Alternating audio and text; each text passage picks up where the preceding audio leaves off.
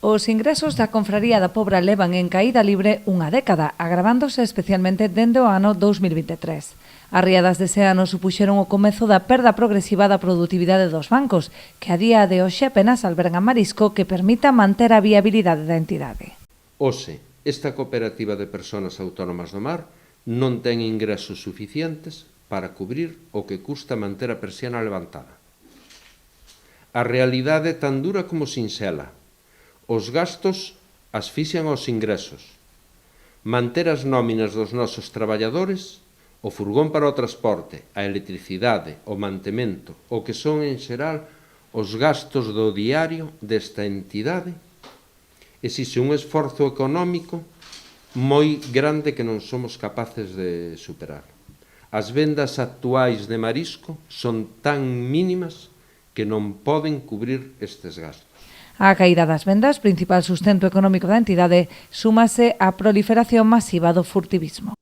Nestes momentos temos máis furtivos que fai uns cuantos anos, porque a pouca fijación, e que xa nos veñen á cría, a pouca fijación de cría que temos, nos la están arrasando. Malia que a Confraría traballa na rexeneración dos bancos e comezou a ver resultados nunha zona concreta onde está a fixar a ameixa xapónica, trátase dunha solución a medio prazo.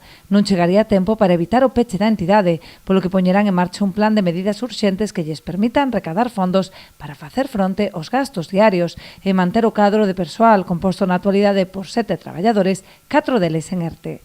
Estamos a reunirnos con grandes empresas da comarca e co noso concello para buscar alianzas. Imos organizar campañas benéficas, eventos culturais e estamos deseñando un proxecto de crowdfunding para que a calquera que queira axudar poida facelo. Estamos abertos a calquer tipo de mecendazgo ou colaboración. Incluso imos introducirnos nas redes sociales. Ali podedes enterarvos de cada paso que imos dar. Piden ademais medidas concretas á Xunta para frear a mortalidade do marisco na Ría da Arousa, en lugar de destinar máis de 20 millóns de euros a axudas compensatorias para os mariscadores a pé. A agrupación da Pobra votou maioritariamente non acollerse a este cese de actividade proposto pola Administración, xa que prescindir das vendas implicaría o seu peche definitivo.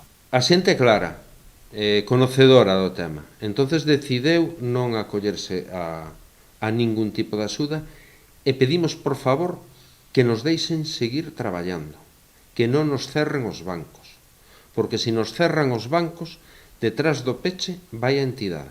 E esos cartos que se invirtan en semilla e en poder recuperar o noso traballo. Eu non quero vivir de axudas, quero vivir do meu traballo.